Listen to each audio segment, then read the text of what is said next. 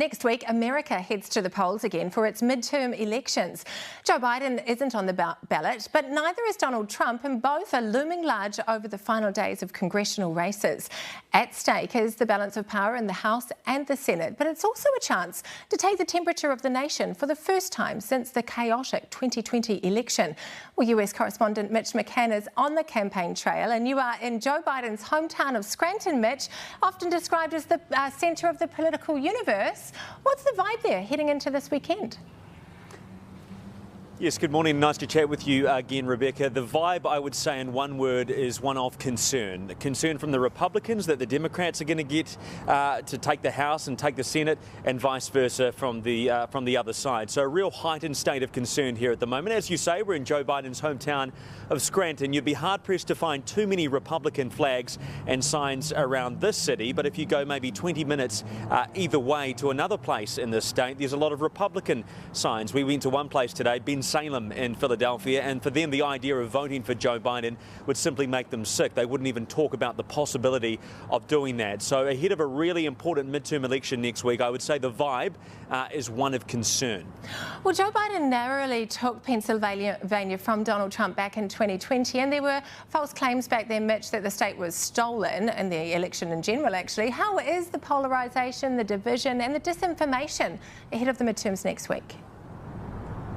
Yeah, I think, Rebecca, we're talking about a country and a state now where you are running for office, you can simply make things up and people will believe them. We've seen that in this election so much so far. To give you one example, there's a man running for governor called Doug Mastriano. Now, he's accused of saying that a local children's hospital has been kidnapping children to experiment gender transition procedures on them, which is outrageous and untrue, but people will go along with things like this. Another thing that's happened is that leaflets have been dropped in mailboxes around the state of Pennsylvania telling people their votes haven't counted or they've been ineligible, they have to vote again. So there's this confusion going around as well on social media. So there's a lot of division and a lot of disinformation at the moment. So it's going to be interesting to see next week if the Republicans especially accept the results if they aren't in their favour.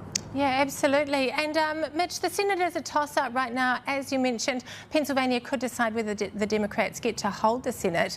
There are close races in Nevada and Arizona. What are the issues that Americans are voting on at the midterms? Yeah, there are so many different issues that Americans are voting on at the moment. One of the big ones is abortion, for Democrats especially after Roe v. Wade was overturned. Joe Biden says he will codify Roe if the House and the Senate both turn back to the Democrats again, so people are voting on that.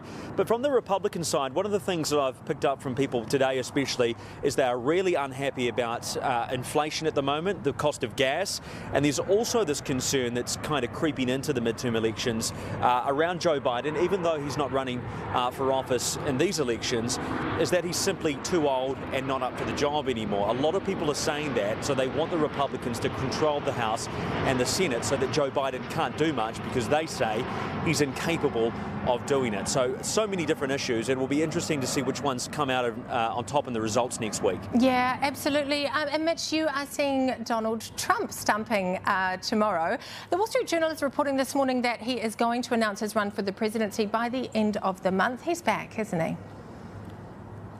Yes, I think he is back, although did he ever leave, Rebecca? Because he's done 32 rallies by the end of this weekend since he lost the presidency to Joe Biden. So he's been pumping out these rallies for the last couple of years. As you say, reports today that he could announce a run for the White House again on the 14th of November, which is an interesting day because that is when he's supposed to testify to Congress in the January 6th committee.